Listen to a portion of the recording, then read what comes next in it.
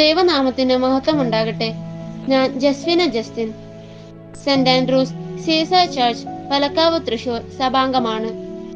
Journey through the സാംസിന്റെ 150-ാം ദിവസത്തിലേക്ക് സ്വാഗതം.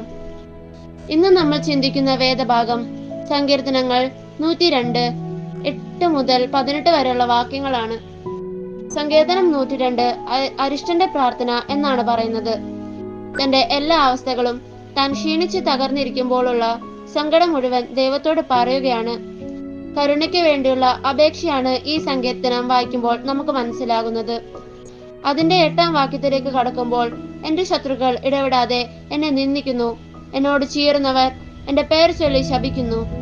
ജീവിതത്തിൽ കഷ്ടത എന്ന് പറയുമ്പോൾ ശാരീരികമായ ഒരു അവസ്ഥയോ രോഗാവസ്ഥയോ മാത്രമല്ല ഇവിടെ പറയുന്നത്.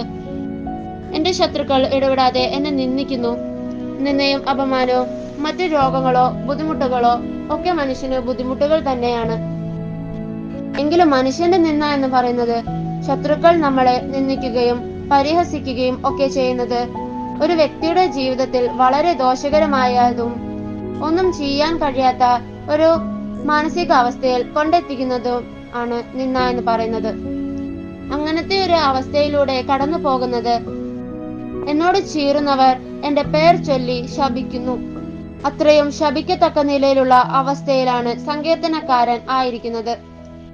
12-ാമത്തെ വാക്യത്തിലേക്ക് കടക്കുമ്പോൾ, നീയോ യഹോവേ എന്നേക്കുമുള്ളവൻ, നിന്റെ നാമം തലമുറ തലമുറയായി നിലനിൽക്കുന്നു.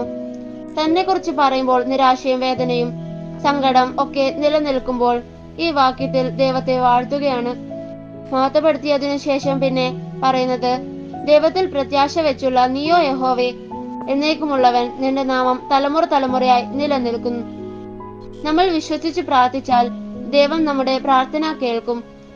ജീവിതത്തിൽ ഏതവസ്ഥയിലായിരുന്നാലും നമ്മുടെ ചിന്താരീതികൾ പ്രവർത്തികൾ എല്ലാം ദൈവത്തിൽ ആശ്രയിച്ചാൽ എല്ലാം സാധിക്കും.